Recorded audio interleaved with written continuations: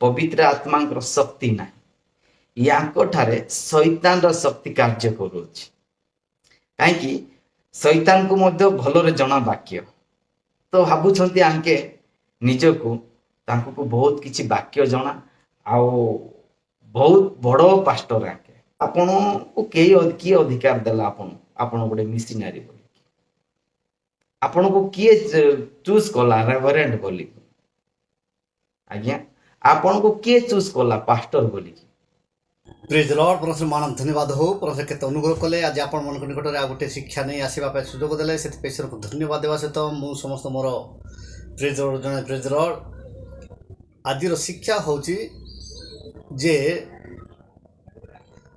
दैविक आत्मा विशिष्ट दासी इनको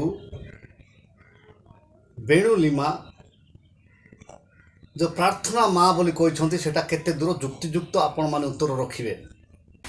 पाउलो गोटे गाँव को गले से गाँव रे गोटे माँ थिला प्रार्थना माँ किए थिले से प्रार्थना माँ को किछि लोक माने कौन करचंती ता मध्यरे दुष्टात्मा पुरई देचंती वाक्य मने पड़ो केते पढ़ी थिले मने पड़ो नले मने पड़बो नै ता मध्यरे कौन पुरईचंती से माँ कौन करूची टिके प्रार्थना करूची आर विषय तार विषय कहूची बिजनेस चलैचंती हैं पैसा देवे ताकू पैसा देवे तार द्वारा पैसा कमेबे हैं तार द्वारा कहीं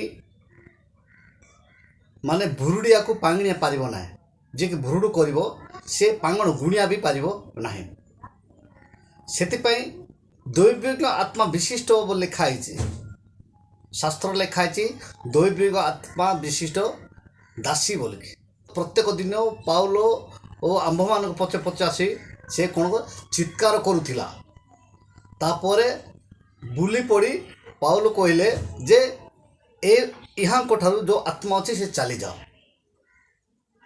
किंतु से आत्मा जो काम करने द्वारा जो माने जीविका निर्वाह करुले जो माने बंचुले से माने देखिले जे ए आत्मा चलीगला बोलिकी तापर से माने कौन कले शासनकर्ता पाखक ए मान को पाउल एवं तांकर संगी मान को सेठू नहीं गले एवं ए मान को कहले जे ए माने भ्रांत माने करुछंती हमर जिहुदी मानकर हमर इस्राएल मानकर हमर रीतिनीति को माने भ्रांत करुछंती ठीक से प्रकार ए बेणुलिमा प्रचार कले यूट्यूब रे पकेबा पई ये महाशय जन थिले मते पचाच लाज लागिबा कथा बोली कि मु लाज मु तुमको लागिबा कथा वाक्य न जानिकी प्रचार करवा फुल पिट रे माइक्रोफोन धरिकी मिली तो बोली प्रचार करवा केते दूर युक्तियुक्त चिंता कर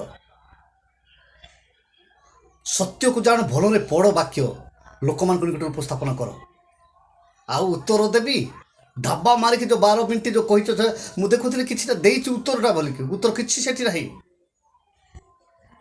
उत्तर से कि आका ना मूल आरंभ शेष पर्यंत ना पवित्र आत्मा को विषय जिते जीशु को समय कहला जीशु कहले जे पिता को विरुद्ध गले क्षमा अच्छी पुत्र को विरुद्ध गले क्षमा अच्छी किंतु पवित्र आत्मा को विरुद्ध गले क्षमा नहीं पवित्र आत्मा तुम बांटुच पवित्र आत्मा पाइले स्वाधीनता अच्छी ता नुहे एमती का स्वाधीन नुहे जो गाई मांस खाइबा स्वाधीन नुहे वाक्य लिखा है जे गोबोध करे नोर हत्याकारी पर हुए ये नोर मांस खाइबा स्वाधीन नुहे वाक्य लिखा है से जिसाय 66:3 रे जे गोबोध करे से नोर हत्याकारी पर हुए जदि गोबोध न कले किए खाइबे नहीं से खाई वाक्य प्रचार करियार नहीं जोटा कि शुकर मांसर झोल थाए से जिसाय 66:17 पद लिखा है विनष्ट हेबे निजे तो विनष्ट हेबे से अन्य मान को किए माने शिक्षा दब जिसाय 65:3 एवं 4-5 पद लिखाई सुखर मांसर झोल थाए निजे तो लोभ छाड़ी ना लोभ गोटे प्रतिमा पूजा सहित सामान मूर्ति पूजा सहित सामान शास्त्र को किंतु आपण मैंने सेटा छाड़ी पारिबे ना सेटा छाड़िबा पहले कौन कहबे ना जीशु कहते जहाँ मुखर बाहर ताको अन्य जन को अपवित्र करे किंतु जोटा ग्रहण करती सेटा अपवित्र करे नहीं एमती जो माने अना आवश्यक वाक्य कहीकि लोक मान को कहीकि भंडेकी निजर लोभ त्याग करी पारु नांती जो प्रेरित पाउल ଯେତେବେଳେ ସେ ଦେଖିଲେ ଯେ କେଉଁ ଜିନିଷକୁ ଲୋକମାନେ ଘୃଣା କରୁଛନ୍ତି, କେଉଁ ଜିନିଷକୁ ଲୋକମାନେ ଲାଇକ୍ କରି ଇଚ୍ଛା କରୁନାହାନ୍ତି, ଦେଖିଲେ ଯେ ପ୍ରଥମ କରନ୍ତି 8-13 ପଦରେ, ଅତଏବ ଯଦି ଖାଦ୍ୟଦ୍ରବ୍ୟ ମୋହର ଭାଇର ବିଘ୍ନର କାରଣ ହୁଏ, ତେବେ ମୋହର ଭାଇ ଯେପରି ବିଘ୍ନ ନ ପାଏ ଏଥିପାଇଁ ମୁଁ କେବେ ହେଲେ ମାଂସ ଖାଇବି ନାହିଁ। ଯିଏକି ପ୍ରେରିତ ପାଉଲ ସେ କହିଲେ ଯେ ମୁଁ ଯଦି ଖାଇବା ଦ୍ୱାରା ମାଂସ ଖାଇବା ଦ୍ୱାରା ଏଠି ମାନେ ଏକ୍ଜାକ୍ଟ ଲେଖି ଯଦି ମାଂସ ଖାଇବା ଦ୍ୱାରା ଯଦି ଭାଇ ଯଦି କଷ୍ଟ ପାଉଛି ତାହେଲେ ମୁଁ ଖାଇବି ନାହିଁ, କେବେ ହେଲେ ମାଂସ ଖାଇବି ନାହିଁ। କେବେ ହେଲେ ମାନେ କଦାପି ମୁଁ ଖାଇବି ନାହିଁ। ଯିଏକି ରୁମାଲ ପଠେଇଲେ ଲୋକମାନେ ସୁସ୍ଥ ହେଉଛନ୍ତି, କି ଯିଏକି ଗାମୁଛା ପଠେଇଲେ ସୁସ୍ଥ ହେଉଛନ୍ତି, ଯିଏକି ସେକେଣ୍ଡ ଯୀଶୁ ମାନେ ଯୀଶୁଙ୍କର ମାନେ ପ୍ରକୃତ ଶିଷ୍ୟ, ୟାଙ୍କର ଏଇ ଈଶ୍ୱରଙ୍କ ଦାସଙ୍କର ଏଇ ପତ୍ର ଗୁଡ଼ାକ। ଆଉ ଏଇ ପତ୍ର ଲେଖିଛନ୍ତି ଯେ କରନ୍ତି ମଣ୍ଡଳୀ ପତ୍ର ଲେଖିଲେ 8-13, ଅତଏବ ଯଦି ଖାଦ୍ୟଦ୍ରବ୍ୟ ମୋହର ଭାଇର ବିଘ୍ନର କାରଣ ହୁଏ, ତେବେ ମୋହର ଭାଇ ଯେପରି ବିଘ୍ନ ନ ପାଏ ଏଥିପାଇଁ ମୁଁ କେବେ ହେଲେ ମାଂସ ଖାଇବି ନାହିଁ। କିନ୍ତୁ ଏଇଟା ଛାଡ଼ିପାରିବ ନାହିଁ, ଲୋଭ ଗୁଣ ପ୍ରତିମା ପୂଜା ସହିତ ସମାନ, ମୂର୍ତ୍ତି ପୂଜାରେ ଲିପ୍ତ ହେଇଛ। ହେଲେ ବାକ୍ୟ କେମିତି ପ୍ରଚାର କରୁଛ? ଲୋଭ ଯଦି ଛାଡ଼ିପାରୁନ, ତ୍ୟାଗ କରିପାରୁନ, ହେଲେ ବାକ୍ୟ କେମିତି ପ୍ରଚାର କରୁଛ? ଆଉ ଦେଖୁ ଯେ ରୋମିଓ 14:21 ମାଂସ ଭୋଜନ କିମ୍ବା ଦ୍ରାକ୍ଷାରସ ପାନ ଅବା ଯେକୌଣସି ବିଷୟରେ ତୁମର ଭାଇର ବାଧା ଜନ୍ମେ ତା ନ କଲେ ଭଲ। ମାଂସ ଖାଇବାର ହଉ କି ଦ୍ରାକ୍ଷାରସ ପାନ କରିବାର ହଉ, ଯଦି ଭାଇର ବିଘ୍ନର କାରଣ ଅଛି ତ ତା ନ କଲେ ଭଲ। ଆଉ ତୁମ ପଡ଼ୋଶୀରେ ଥିବା ଲୋକମାନେ ତ କହୁଛନ୍ତି ଏ ମାଂସ ଖାଉଛି ବୋଲି ଘୃଣା କରୁଛନ୍ତି, କି ଈଶ୍ୱରଙ୍କ ବାକ୍ୟ ପ୍ରଚାର କରୁଛ? ରୋମିଓ 14:20 ଖାଦ୍ୟ ସକାଶେ ଈଶ୍ୱରଙ୍କର କର୍ମ ନଷ୍ଟ କର ନାହିଁ। ସମସ୍ତ ବିଷୟ ଅବଶ୍ୟ ସୂଚି, ତଥାପି ଯେଉଁ ଲୋକ ଯାହା ଭୋଜନ କରି ବାଧା ପାଏ ତାହା ପକ୍ଷରେ ତାହା ମନ୍ଦ। ସେଥିପାଇଁ ଏଠି ଆମେ ଦେଖୁଛୁ ଏ ଲୋଭ ଛାଡ଼ି ନାହିଁ। ଆଉ ଯେଉଁଟାକି ଯିଶାୟ ଭାବବାଦୀ କହିଲେ ଯେ ଗୋଟେ କନ୍ୟା ଗର୍ଭଧାରଣ କରି ପୁତ୍ର ପ୍ରସବ କରିବ, ସେ ପୁତ୍ର ମନ୍ତ୍ରୀ। ହେଲେ ଆମେ ସେଇ ବାକ୍ୟକୁ ବିଶ୍ୱାସ କରୁଛୁ, କିନ୍ତୁ ଏଇ ଯିଶାୟ 66:3 କହୁଛନ୍ତି ଯେ ଗୋବୋଧ କରେ ସେ ନରକ ହତ୍ୟାକାର ପରି ହୁଏ। ହେଲେ ଗୋବୋଧ ନ କଲେ କିଏ ଖାଇବେ ନାହିଁ? ଯିଏ ଗୋବୋଧ କରେ ନର ହତ୍ୟାକାରୀ ପରି ହୁଏ। ହେଲେ ବୋଧ ନ କଲେ ତ ମାଂସ ଖାଇ ହେବ ନାହିଁ। ଯେଉଁ ମାଂସ ଖାଉଛ, ମାଂସ ଯେଉଁଟା ଖାଉଛ ସେ ନର ମାଂସ ଖାଉଛ। ବୁଝିବାର ଅଛି, ଆତ୍ମିକରେ ବୁଝିବାର ଅଛି, ଅର୍ଥ ବୁଝିବାର ଅଛି। ଓ ଆତ୍ମିକ ମୋତେ ବୁଝାନ୍ତୁ ନାହିଁ, ତମେ ନିଜେ ବୁଝ ଯେ ଗୋବୋଧ କରେ ସେ ନର ହତ୍ୟାକାରୀ ପରି ହୁଏ। ନର ହତ୍ୟା କରିବା ଯାହା, ଗୋକୁ ହତ୍ୟା କରିବା ତାହା। ସେ ଯେଉଁ ହତ୍ୟା କରିକି ଖାଉଛ, ତେବେ ତୁମେ କ'ଣ ନର ମାଂସ ଖାଉଛ।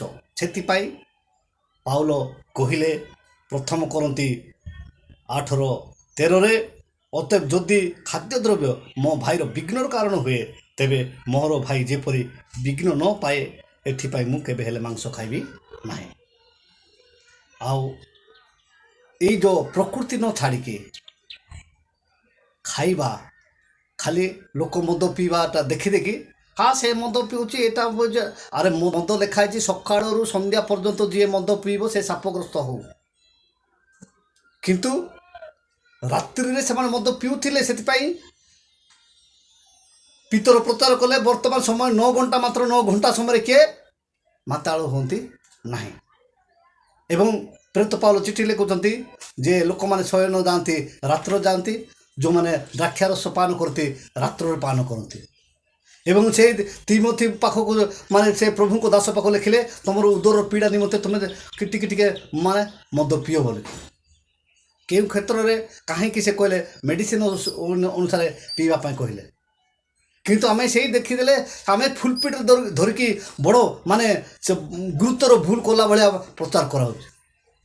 ଆଉ ସେଇଟାକୁ ଆମେ ଷ୍ଟ୍ରିକ୍ଟରେ ଧରିକି ଆମେ କହୁଛୁ ଇଏ କରୁଛି ସେ କରୁଛି, ତାକୁ ଚୌଚକୁ ଆସିବାକୁ ଦେବା ନାହିଁ ଏମିତି। କିନ୍ତୁ ତୁମେ ଟଙ୍କାର ଦୁଇଟି ପାର୍ଶ୍ୱ ମାଂସ ଏବଂ ଦ୍ରାକ୍ଷାରସ। ପ୍ରେରିତ ପାଉଲ ଲେଖିଲେ ମାଂସ ଓ ଦ୍ରାକ୍ଷାରସ ପାନ କିବା ମାଂସ। ରାଜୀବ ଦାନିଏଲକୁ କହିଲି, କିନ୍ତୁ ଏ ବେପାରୀମାନେ ନିଜ ଆଡ଼କୁ ଟାଣି ନେଉଛନ୍ତି, ମାନେ ନିଜେ ବେପାରୀମାନେ ପକାଇଥିଲେ। ମୁଁ ଦେଖୁଥିଲି ଏ ବେପାରୀମାନେ ଯେଉଁଟାକି ଦୈବିକ ଆତ୍ମା ବିଶିଷ୍ଟ ଦାସୀଙ୍କ ପାଖରେ ଯେଉଁ ବେପାରୀମାନେ ଥିଲେ ସେ ବେପାରୀମାନେ ତାଙ୍କର ମାନେ ଆଶା ଲୋଭରେ ମାନେ ଥିଲେ ମାନେ ୟୁଟ୍ୟୁବ୍ ହେଲେ ଆମେ ପଇସା ଅର୍ଜିବୁ ବୋଲି ଯେଉଁ ଜଗିଛନ୍ତି ସେମାନେ ଏବେ ପୁରା ଭୁଲ ଧରିବା ଲାଗିଛନ୍ତି। କିନ୍ତୁ ମୋତେ କିଏ ଅଧିକାର ଦେଲା, କାହିଁକି ଦେଲା, କ'ଣ ପାଇଁ ଦେଲା ସେ ଜାଣନ୍ତି। ଆଉ ଆଜିର ଶିକ୍ଷା ଉପରେ ପ୍ରଥର ଆମ ପ୍ରତ୍ୟେକଙ୍କୁ ଆଶୀର୍ବାଦ କରନ୍ତୁ। ରହିଲି, ନମସ୍କାର, ପ୍ରେଜ୍ ଦ ଲର୍ଡ।